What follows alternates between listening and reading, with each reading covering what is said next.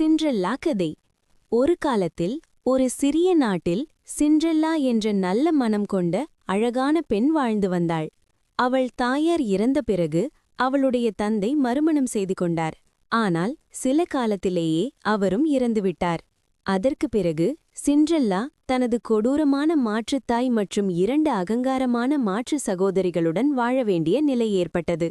அவர்கள் சிண்ட்ரெல்லாவை வேலைக்காரியாக நடத்தி வீட்டு எல்லா வேலைகளையும் அவளிடமே செய்து வைத்தனர்.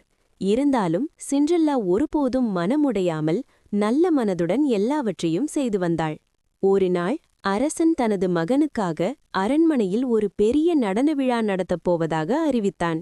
நாட்டில் உள்ள எல்லா இளம்பெண்களும் அந்த விழாவிற்கு அழைக்கப்பட்டனர். சிண்ட்ரெல்லாவும் செல்ல ஆசைப்பட்டாள். ஆனால் மாற்றுத்தாய் அவளை அனுமதிக்கவில்லை. சிண்ட்ரெல்லா அழுது கொண்டிருந்தபோது அவளுடைய மந்திர தேவதை தோன்றினாள். அவள் மந்திரத்தால் ஒரு பூசணியை அழகான ரதமாக, எலிகளை குதிரைகளாகவும், சிண்ட்ரெல்லாவின் பழைய உடைகளை அழகான ராஜகுமாரி உடையாகவும் மாற்றினாள். ஆனால் ஒரு நிபந்தனை வைத்தாள். நள்ளிரவு 12 மணிக்கு முன் திரும்ப வேண்டும். இல்லையெனில் மந்திரம் முடிந்துவிடும். விழாவில் சிண்ட்ரெல்லாவை பார்த்த இளவரசன் அவளால் மிகவும் ஈர்க்கப்பட்டான். இருவரும் மகிழ்ச்சியாக நடனமாடினர். ஆனால் நேரம் நள்ளிரவாகும்போது சிண்ட்ரெல்லா அவசரமாக ஓடினாள். அவள் ஓடும்போது ஒரு கண்ணாடி செருப்பு கீழே விழுந்துவிட்டது. அந்த செருப்பின் உரிமையாளரை கண்டுபிடிக்க இளவரசன் நாட்டெங்கும் தேடினான். இறுதியும் அந்த செருப்பு சிண்ட்ரெல்லாவின் காலில் சரியாக பொருந்தியது.